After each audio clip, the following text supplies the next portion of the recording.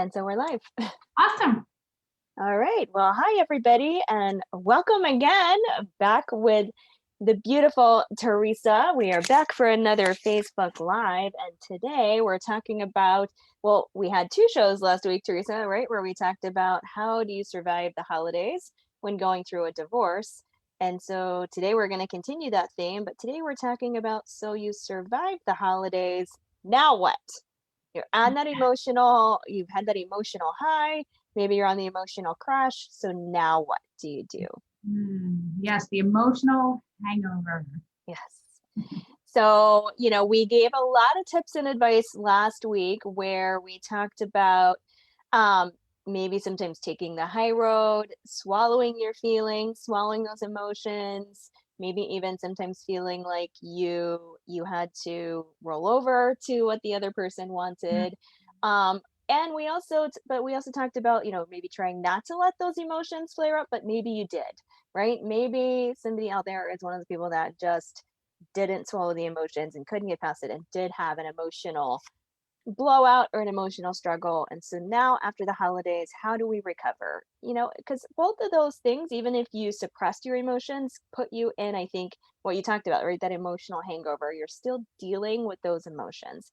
So what can people do to get through that? So Teresa, what advice do you And I have to think help people? when I visualize an emotional hangover, I think of several patterns in my life which tend to be triggered in a breakup and a also in co-parenting, right?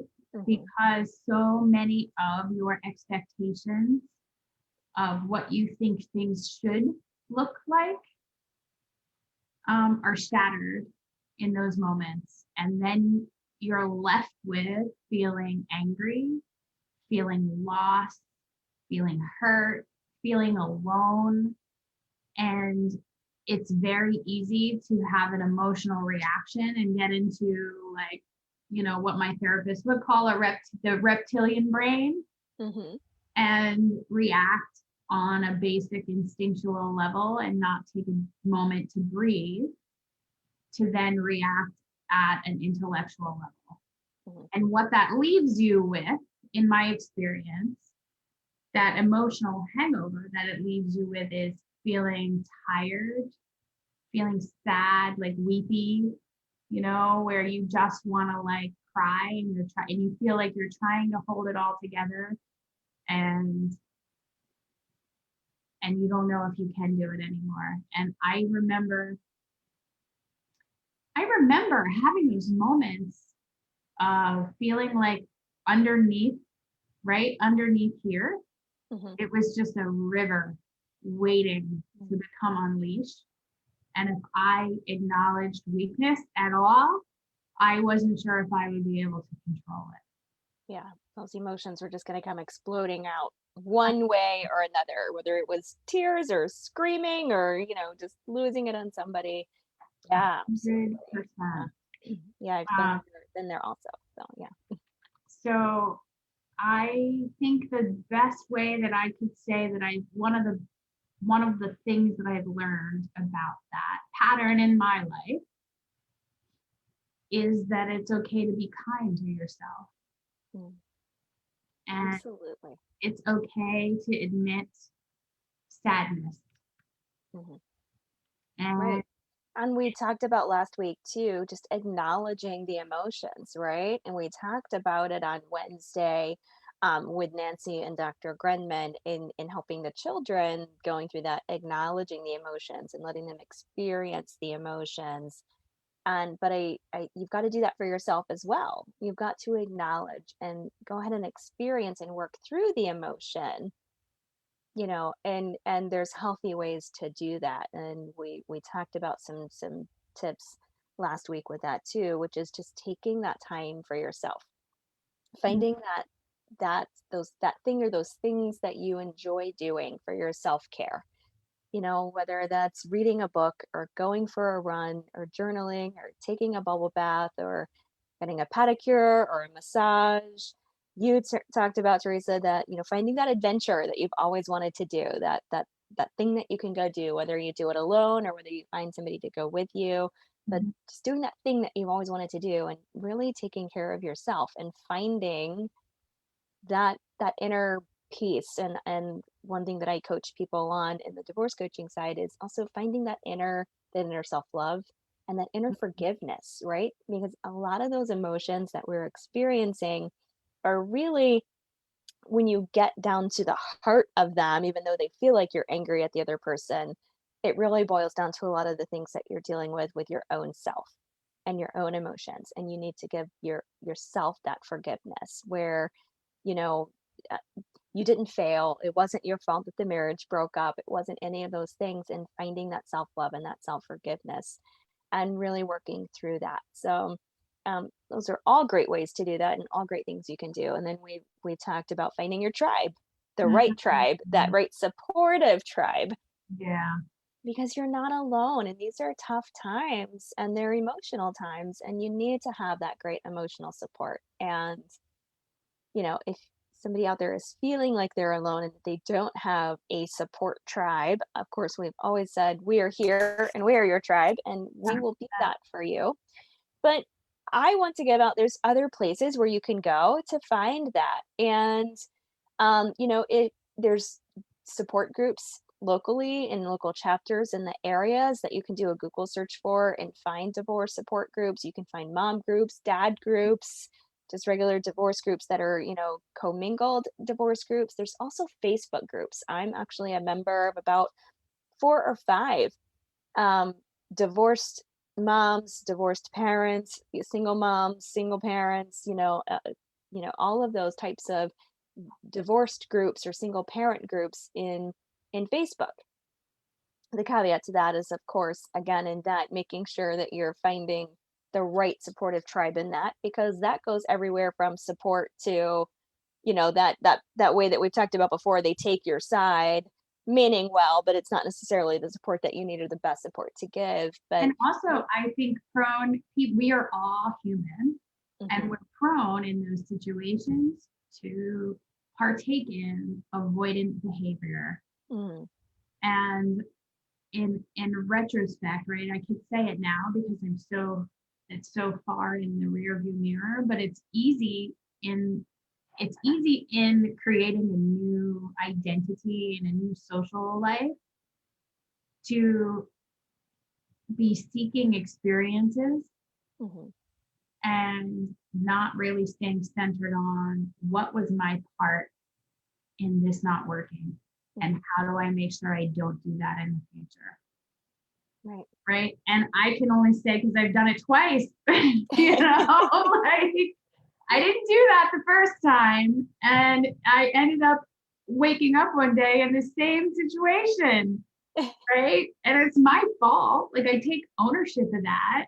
Um, but I recognized afterwards that I needed to do my own work. Mhm. And, Right. I was thinking as you were talking about support groups um, and activities that one of the activities that we got plugged into, we were involved in a women's crisis service. It was an outreach, and they provided art and music therapy Mm, for my children. And it was simultaneously the parents could have their own support group while the kids were doing art and music therapy. And I can tell you that in my life, the ability to decompress and like maybe paint something, and I am not an artist, but having that moment of color and not having to think about anything else other than do I want blue or yellow here mm, is very therapeutic. mm, As is, I have found myself at times, one of the things I did for myself was go visit different art museums, and just being in the white space was so elevating to me like to where my energy was. Like I felt like I could just breathe and yeah. just appreciate the beauty of what was in front of me. And it sort of like made all of the crazy that was happening in my life at that time calm. Mm. Right. Yeah. And it's just so important to do those things. And, I don't know that we can emphasize or do enough Facebook lives and shows to really emphasize the importance of that self-care, of that time. And, we've talked about it a lot and we'll continue to talk about it because I think it's the thing that people just don't do when they're going through any situation, not just divorce, but any emotional situation, that they just don't take that time. And like you said, you're either avoiding the emotions or you're getting wrapped up in the emotions. And so, but really just finding that time for yourself and doing that self-care is, and we use terms in the program that we're in of like that slowing down to speed up, which Mhm. seems like an oxymoron, right? But we talk about it in the terms of in the program that we're in terms of business, right? Slowing down to like catapult your business and speed up the growth of your business. But I think that's true with overcoming a lot of the emotional things that you're going through. Slowing down and Yeah. taking that self-care and taking that time for yourself, I think helps speed up the healing process I because would you're tend to really, agree with yeah, that. Yeah. because you're really taking the time and you're feeling it, you're allowing your body and everything to process, and then you can just move on. Well, And we're also, um, our bodies, like our nervous system is wired to have a reaction and to feel everything that's happening to us. mm, And the reality is that if we try to ignore something and push it down, it's only going to fight us energetically even mhm, more. yeah, and it's gonna overflow and explode at some point, and it's gonna come out in probably some not healthy way. And the last thing that you want to do is have it where those emotions are exploding on your children.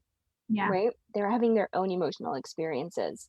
And so you don't want to be suppressing those emotions and suppressing those feelings and having those emotional hangovers to where you then take it out on your children, right? We tend to take out our worst emotions on the people that we're closest to and the people that we love the most Mhm. because that's our comfort zone. But we want to make sure we're taking that time for ourselves so that we aren't doing that to our children and we aren't having those emotional explosions on our children. And so that, and children, our kids learn by watching us too.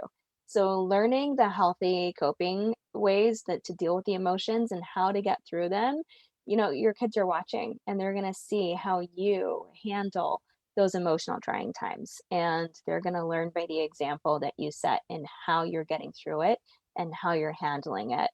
And you talked a minute ago, Teresa, about the reactions that you take, that, we something might happen and we instantly react in that reptilian brain, the fight or flight that we get. And you're like, and then you said something about taking a breath and then reacting from a rational standpoint. And I actually distinguish those between reacting and responding. We react when we're in that reptilian brain fight or flight, but when we can step back and really think about it and take a breath and think through that, then that's where we respond. And the responding is what we want to do and not reacting. So, getting to that point where you can take that step back and respond to the situation that's presented to you is where we want to strive to. And again, it doesn't happen overnight, right? We didn't get through these things and just kind of, wake up one day and get there, although that can happen too, because at some point you could just get so tired of being in the situation that you just wake up and go, that's it, I'm done. And, and work to change how you're feeling. But and the more that time goes on, I think the easier it gets, right? We lose that emotional pull that we have to the situation. So if you're going through a divorce right now and it's fresh for you and those emotions are strong because you're right in the heat of it right now, just know that, the longer then the more time passes, whether your divorce is done, tomorrow or a month from now or 3 years from now, however long it takes, but the longer that it goes through, the less emotional pull you're gonna have in it too, and it does get easier, and you're And I gonna learn those think ways too, too. like in the midst of the chaos, Mhm. finding something you can control. Mm, yes. So sometimes it's better to control things within yourself Well, versus it's the only thing we can controlling control. other Yeah. people, right? We So can't control other people. The only thing we can control is ourselves. Absolutely. I remember like controlling the Christmas tree. I am not joking. Like that's what it boiled down to in my life. I could control how the lights and the ornaments went on the tree, Mm, or after the holiday, how the tree was packed up and put away. mm, Um, or one thing that I also controlled was this is my holiday meal. This is my holiday, and this is my meal. And then for 3 or 4 days prior to the holiday, when everything else in my life was like on shifting sand, I could control whether or not I made homemade bread, homemade cookies. You know what I mean? Like right. all of Yeah. those things became a way of me coping Hmm. with the shifting climate. Yeah. That's, yep, that's great. I think that's great things for anybody going through this to really, I think, latch on to, is finding those things in your life that you can, yeah, control. That's a great word for it, that you can have that say so over, because there was so much going on during this time that you can't control, Mm-hmm. and that's out of y- your realm of, what you can and can't have a grasp on. And it's like, as an attorney, when I talk to people through divorce, and they're just like, well, what about this and what about that, and I have to give a lot of the I don't know answers, right? Well, I don't know, and I don't know because it depends on this and it depends on that and it depends on this. A lot of things are out of our control. This depends on how they react and how they respond and what they do and what we're going to do. So that's such a good point, that you've got all that chaos going on through that you can find those things that you can control and really kind of latch on to those in a healthy way, right? Because there are ways that we can take that to an extreme and get to an unhealthy side of things, but really using that as a cathartic way to get through those emotions and release those emotions that you need to get through. Um and if you're in a new relationship, or you have your children there and they're old enough to understand, and that's something that you're needing to help process through, I think having that open communication, right? Because if you're trying to control how the Christmas tree gets put away, and somebody's coming in and doing it a way that you don't like and that you don't control, you can snap, right? And have that emotional reaction. Yeah. So, yes. So, that communication is so important too, of, I'm going to do this. Don't help me. I'm using this as kind of my me time, some time that I'm going to take for myself, and just, and get into my head and process some things So and just, now that was something I learned. It was a learned behavior during my first divorce, the Christmas tree situation. And we call it a situation because now my children make fun of me, because if they're helping and it's not my way, my husband will say, oh, just be careful because no matter where you put it, your mother's going to go back and change it. yeah. So the last couple years, now my exercise is to let go of the Christmas tree control and find something else, because I no longer need that, right? Right. Yeah. So awesome. So, all right. And Oh, so we're moving I into, no, go ahead. Go ahead. was going to say, like, I just think it's important that people know they're not alone. Yes. Yeah, and then again, just like we've said about the self-care, I don't know that we can say that enough either, that you're not alone. I know that it feels like you're alone because I've been there too, right? And you feel like you are the only person in the world at that point in time going through all of these things, but you're not. There's so many other people who are going through it or who have been through it, and we are two of them. And I say it every show, and we'll say it again, that if you don't have somebody to talk to, and you don't have somebody in your corner, we are here. You can reach out to us. Our contact information is right there on the Zoom. And so you can call or email or private message us in Facebook Messenger. We're both tagged into the post. And so we are here and we are willing to help you and talk with you and just be that emotional support and that listener. So, because all of those things are so important to have. And so we're going into another holiday weekend. And So, of course, all of the same tips that we gave for going into the Christmas weekend, I think apply going into this holiday weekend. And so, we wanted to hop on and have another show that, you survived Christmas. Now what? But remember that we're going into another holiday weekend, and New Year's may not be a huge holiday for most people, but it is a holiday weekend that now that you're going through a divorce, you have to consider is going to be something that's going to be split again Mhm. between both families. So, how is that going to be split, and what are you going to do, and how are you going to handle that, and how are you going to get through the emotions if things don't go the way that you're expected? If the other party doesn't abide precisely by the time sharing arrangement or the order, if you don't have an order yet, just whatever the agreement was. And just remember to always just take that step back and take a breath and then respond. And just the one thing I always love to say is just remember that your kids are watching. They're going to see how you respond, and, you want to teach them that there are good ways to respond, and that, you can try to work through things even if the other parent isn't necessarily as amicable or willing to work through that as you are. But don't let that stop you from being the one that tries to still work out a resolution. And if you can't work out, then maybe you are the one that has to compromise a lot more than the other parent, but in the long run, it's going to be worth it because your kids are seeing that you're willing to. I think where what I'm trying to say with that is that I see a lot of times where parents think that I have to fight for my kids, right? I have to fight, I have to fight, I have to fight. And I want my kids to see that I'm fighting for them. But what your kids see, and what, when they've interviewed kids going through this, your kids don't want you to fight, and it's not about them saying, you didn't fight to keep me on that holiday. They want the peace and the harmony, Mhm. right? So they would rather you say, "Okay, I'm gonna back down, and we're gonna work it through, and we'll have another day together." Right? And that is what is most important to them, because to them it's about being with you and spending that time with you, not And about you sticking your heels in because you have to have that holiday. yes, Yeah. and also, like, you can't control what happens at your ex's house, Right. right? You can Absolutely. only control how what happens at your house, Hmm. right? And Right. that doesn't mean that there might be times where you need to lay the law, like have a come to Jesus meeting or Hmm.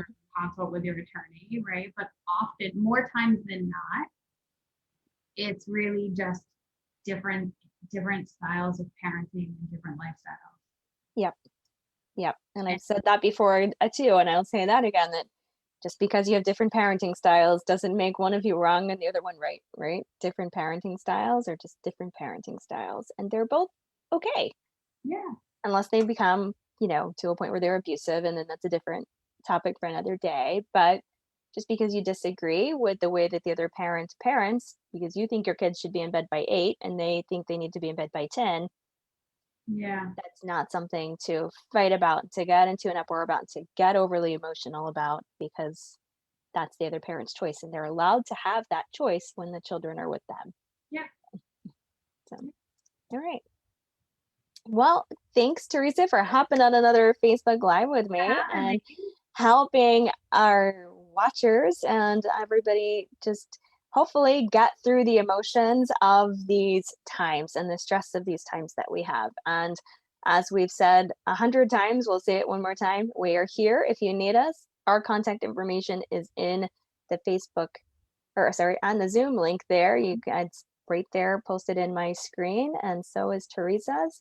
But in case you're just listening and not watching for whatever reason, you can reach me at 813-654-5777 or info@oliverolaw.com. And of course, you can always hop onto Facebook and send me an instant message.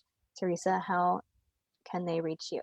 They can reach me at 908-884-1906 or at my email ttrigus@gmail. All right. It's been a pleasure, Teresa, and I look forward to our next one. Sounds good. All right.